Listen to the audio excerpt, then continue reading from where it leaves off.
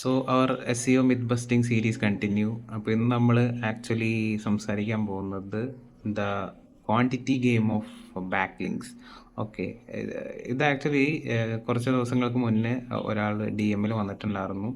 And here Z അതെന്താ അയാളുടെ കമ്പനിയിൽ നിന്ന് 2 മാസത്തിനുള്ളിൽ 3000+ ബാക്ക് ലിങ്ക്സ് ആണ് അത് ടാർഗറ്റ് തന്നേക്കണത്. So I was very curious, like എന്താണ് അതിൻ്റെ ലോജിക് സംഭവങ്ങൾ. ആൻഡ് പറഞ്ഞു വന്നപ്പോൾ they they told me some stuffs. Okay, അത് ഇവിടെ ഇറലവൻ്റ് ആണ്.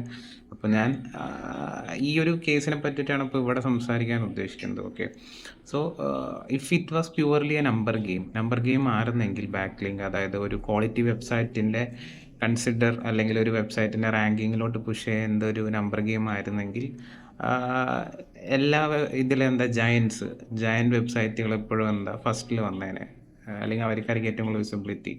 സോ ഈ ഒരു പ്രോസസ്സ് ആക്ച്വലി ഉണ്ടായിരുന്നു. It was way back.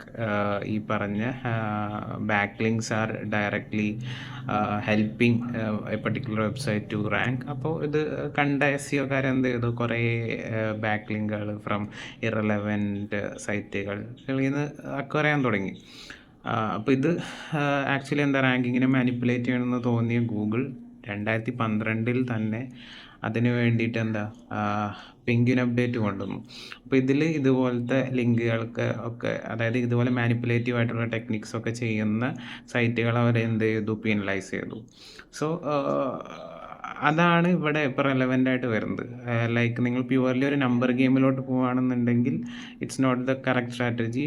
Like go for the quality rather than the quantity.